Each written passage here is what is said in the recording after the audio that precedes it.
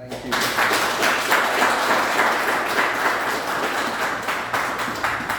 Well, good evening, gentle people. Much of the preamble is now ancient history, like I will soon be in a few more years. So currently I'm mostly a peasant farmer. You know, I find joy and peace, and I don't have to deal with bureaucrats and unenlightened souls. So I'm quite happy with that. So two things before I start the formal presentation. One, to say how happy I am here to see Mr. Ian Lambie after so many years. Yes. When I was a young conservationist just getting involved in the field, Mr. Lambie was one of the more enlightened souls that provided a guiding light. Thank you, Mr. Lambie. I really appreciate the interactions we had decades ago. And on the second thing, with this concern for the hunting and wildlife, and to let Dr. Arnold know as well, there is at least 5 to 10 years of hunting data that has been digitized and stored in a database at the EPPD. I was there at that time where we got funding to develop the database, got volunteers and interns, and we digitized and entered all that. Where that is and what's being happening with it, I don't know, because most of those hunting data forms were stored in big garbage bags behind the building. Yeah, but I hope that's improved since. So let's get on what I have to offer today. So what is a forest reserve? Anybody? What do you think it should be, even if you don't know what it is? At least that should be important. Okay. Any other? Okay. So the response you are giving seems fairly consistent with the general public. But what does it mean to those who are supposed to care for and administrate forest reserves? So in the legislation, this is how it's defined. Does that really tell you anything of what it is? Yes. But that's in the legislation. Okay? And they also identify in the legislation what is a prohibited area, and sometimes a forest reserve can be designated as a prohibited area which confers special provisions. So this is in the Forest Act, taken from the Forest Act, and started off as Act number 42 of 1915 when we were under the British colonial government. Now the only key or significant aspects or anything mentioning forest reserve in the Forest Act you'll find in this next slide, which tells you about offenses and procedure. And you could tell some of this thing sounds pretty old. Anybody who pastures cattle or permit cattle to trespass. Fells, cuts, girdles, marks, lops, taps, or bleeds any tree or injures by fire or otherwise any tree or timber. Yeah. So all of these other things.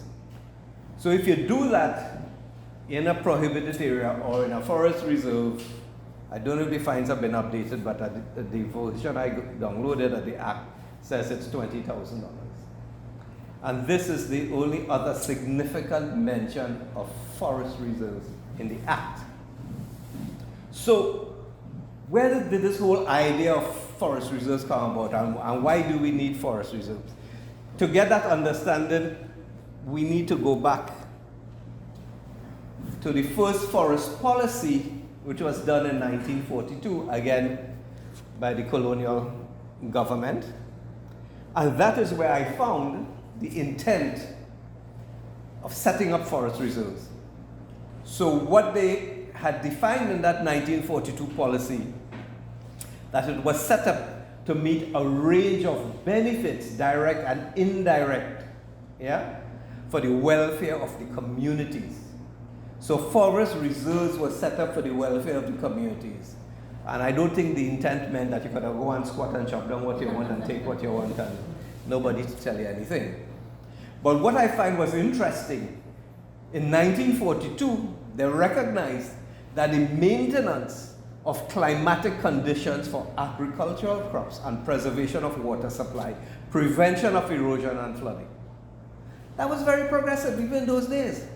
So this whole thing about flooding and climate change is nothing new. It's getting worse because we've mismanaged it in the past by ignoring these kinds of policies. Yeah? So since back then, we had, I think, a very enlightened policy that told us, in part, why we reserve our forests. So we started reserving forests. So who could tell me how many forest reserves are there in Trinidad and Tobago? Let me hear. Call a number. 4. 9. More. Call again. I need to hear more. 5. Okay.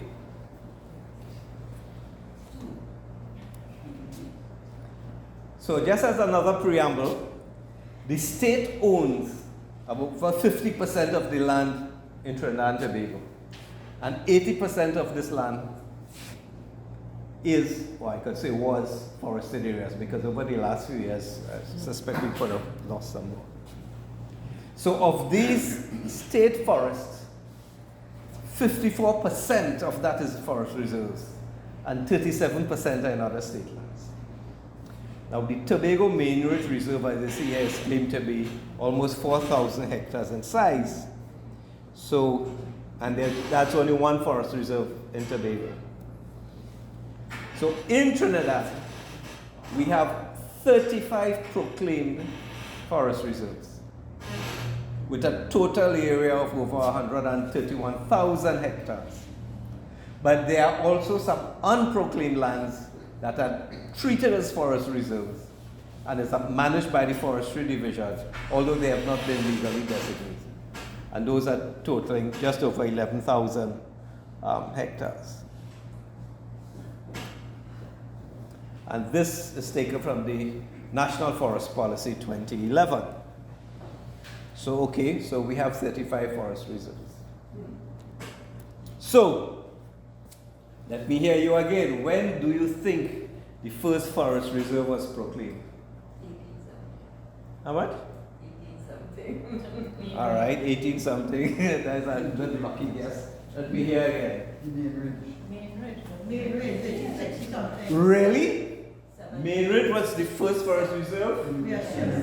And they claim Main Ridge was proclaimed through some ordinance by the British Parliament in 1776, right? Yes. You sure about that, right? You sure that was proclaimed? Yes. Okay. We come back to the Main Ridge as a special case. But according to our records, the first proclaimed forest reserve, where we have evidence, and we could see the map, and we could see everything, really was on 2nd of February 1922, and that was the Central Range Forest Reserve. Yeah? And in that year, 10 forest reserves were proclaimed, all of them in February. So the British colonial government, like they catch our vaps, and said 10 of them, one shot, in February 1922.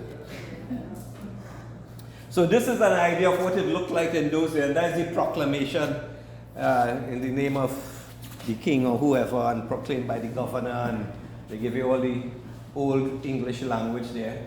If we had I think you all should use some of your investment money to get a higher resolution projector. So.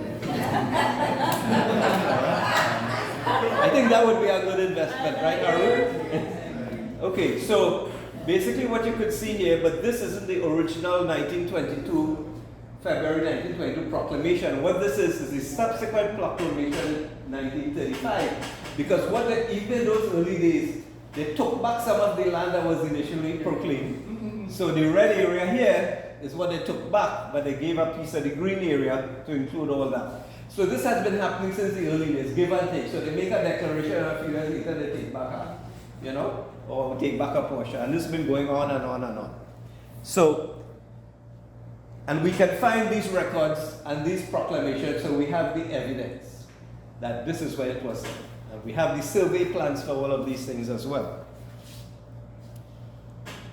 Now the case of the Tobago Main Ridge Reserve, and if you look at on the internet, and there's the World Heritage Convention, which is a UNESCO site there, and I expect that information would have come from Trinidad and Tobago or from Tobago, from THA or whoever would have prepared that. And it claims here that the Tobago Main Ridge Reserve is on record as the oldest legally protected forest reserve. Really? Oldest legally protected? Let us examine that a little bit. So you see here, they decided why that they had to declare it, for the protection of the frequent showers of rain upon the fertility of the lands, and that's the language at the time. So they said this chap, Soam Jennings, a member of the British Parliament, declared that. Okay, so there was an ordinance in the British Parliament in 1776. I suspect somebody probably has a copy of that. I couldn't find it, I didn't see it. So, but then think back a bit. Trinidad only became a British colony after they kicked out the Spanish in 1797. But we were officially made a British Crown colony in 1805. Yeah? But Tobago, before that, was already under British control, but not with their own government. So it was Tobago, Grenada, St. Vincent and the Grenadines, and Barbados was governed by the governor of Barbados. But in 1763, right, they changed hand back to the French, and that happened about 17 times or something, back and forth, French. So if the British in 1776 in Parliament said we're making this a protected area, or in fact it would have been called a Crown Reserve at that time. But then you change government 3 years later and you go on to the French. So it's not to say you change a party, it's a different party in charge, it's a different country in charge who was fighting you all the time. So you think they're going to respect that proclamation you made 3 years ago in British Parliament? So was it really managed and legally protected? And they keep changing time until that Treaty of Paris in 1814, where the French say, look, I fed up with all you, take Tobago. You understand? And Tobago was officially, formally and finally under British control. So that is how much? 30-something years later. So you think whoever was in government and remember something that was done 30-something years before and they come and they really follow it? So I am questioning whether it had that really legal. It might have been designated then, but we know how things go. Laws here 10 years ago, sometimes not applying even up to now, and then go on, and sometimes in the same government, in the same country. Might be a different party. So I'm just asking that we need to ensure when we see information out there, we need to be sure what we're putting out there for the public and the international community that could really back it up, So, and maybe there's the information is there, and maybe there are people who have it, but I have not been able to access it, I didn't see it. So I'm questioning the thing about really legally protected. What is also interesting, in this map based on a survey in 1779, remember they say it's declared in 1776. So in this survey of 1779, where they divided Tobago in different divisions based on estates. So it told you each division has how many different estates in how many acres, and basically exploring how much cultivation can legally be done or administratively be managed. And you notice there's no sign of any main ridge reserve 3 years later. And this map shows up on the same site where they say this thing declared in 1776. So I'm saying, where's the evidence? It might have been something passed in the British Parliament then, but somehow it didn't seem to have translated on the ground till much later. So, what we can find, or what I can find, is the 1922 demarcation. Now, this was based on a survey in 1921 by C.R. Rogers, who was the conservator of forests in those days. And so they did the surveys, and then in 1922, they proclaimed, in February 92, also proclaimed this as a protected area. So we have the evidence for this that was done by the colonial government in 1922. And this may have changed over time as well. So in those days, it was 9,776 acres and change. Now, there's an interesting thing about how forest reserves are put up and what it does and what it doesn't do and how it's managed. Now, when was the last forest reserve proclaimed in Trinidad and Tobago?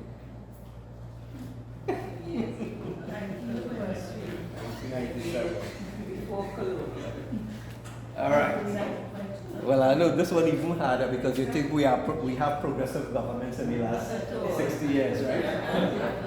Since the 1920s, I think we've had.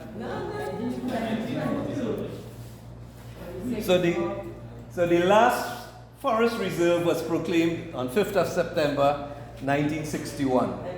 And this was Las Cuevas Forest Reserve.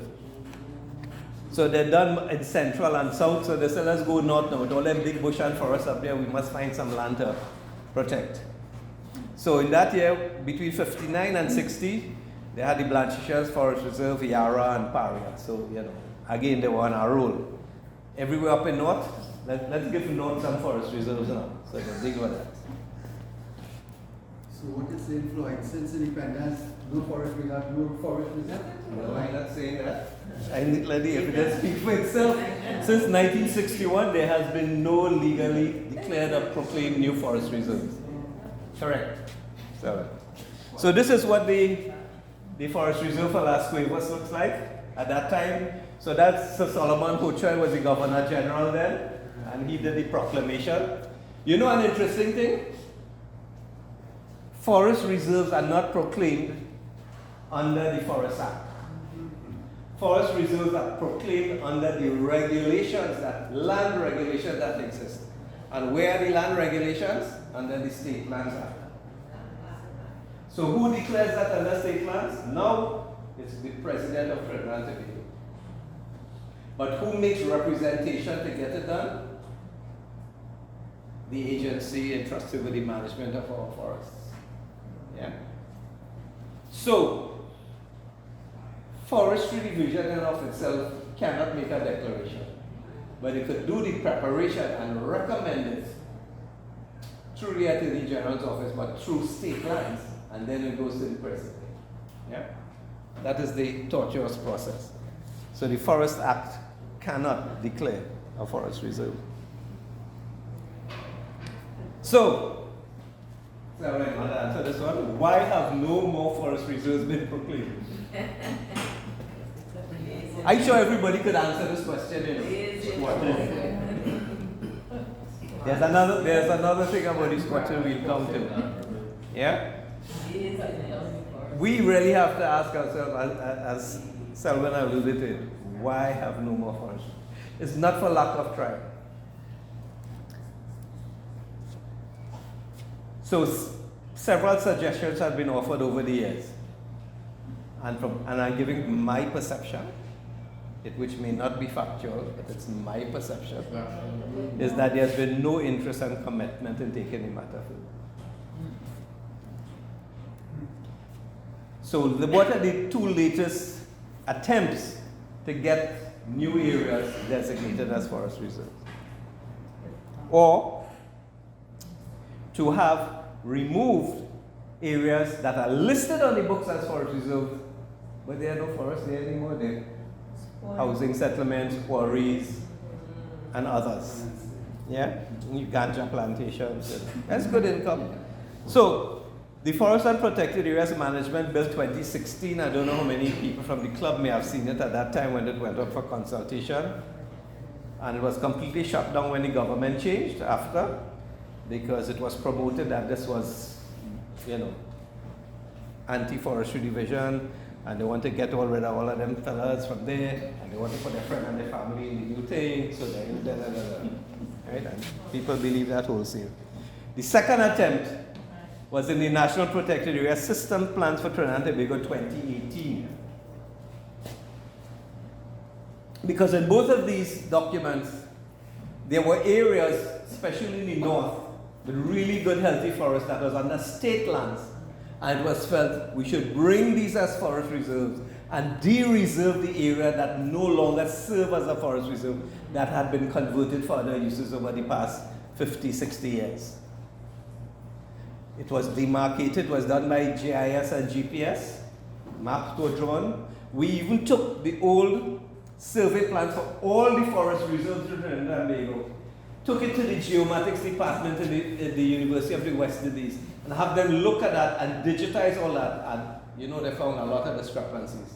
So like when them old fellas go out in the bush and thing long, I go to do them thing, and because of the terrain, I said, boy, we ain't gonna put no point in it. We just say it have a point here, we go so and we walk so. So we found that the digitizing using GIS didn't match up with the drawn maps and the data that was put out in early 1920s when they surveyed many of these sites. But anyway, we had several areas, and you will find in both of these documents, including the National Protected Area System Plan, which was approved by government, but is it implemented? Okay, you don't need to answer that, you know the answer. So the point is there, what could be done? But it hasn't gone anywhere. Because I think a major issue too, because I don't understand, you know, in the international databases like at the IUCN, the World Conservation Monitoring Center, all these different agencies that use all the information that governments put out on biodiversity and protected areas. They use the data that the government of Trinidad and Tobago puts out in terms of how many forest reserves, how many sanctuaries, how many this, that, and the other that we have. And they use that data. But functionally on the ground, in many areas, several of those no longer serve the purpose and they are no longer like that. So we keep promoting erroneous information by which we are judged, and these international indices are created and say where we rank in the world with protected areas, this and the other, but the information is not accurate. And there has been no serious attempt to update it, despite efforts in 2016 to have that corrected. I will say no more and cast no aspersions. Let me give you an example. So this is the Valencia Forest Reserve. So this line down here is, in those days, that was the railway. So that's why it's more prominent than the Eastern Main Road, which is going up there. So many of you who are familiar would know that to the right of the main road, there are quarries, there are squatter villages, there are, you name it, dairies, you know, there are pasture lands, but it's still legally on the books. We also have, you know, several areas, even in the San Grande behind Northeastern Colonial Basket, there was also a forest reserve that's all housing and squatted housing, but they've been regularized because they have road, paved road, drains, water, lights, and everything. And fine, people need place to live, and if you give people to go and settle there, you provide the infrastructure, that's fine. But the point is, you cannot still justify that as being a forest reserve and have it on the books. You need to take that out and do something else. So these are some of the things that, the challenges that still need to be undertaken. So, you probably can't see this too well, but the major point here was just to show with the long stress reserve, which was initially 3,000 hectares. The very next year, this was declared in 1933, the very next year, they took out half of it, 1,500 hectares for other purposes. So, and that happens occasionally. So a lot of the areas that you think is a protected area of forest reserve, that has changed. Legally taken out, because there is a proclamation that legally removes it, but there are also a whole lot of areas where things haven't been legally removed, but it still shows up. Yeah. So these are some of the things that one day some bright, enterprising decision maker will do. So, gentle people, without boring you any further, I come to the end of this brief historical talk. Thank you very much for your patience and time.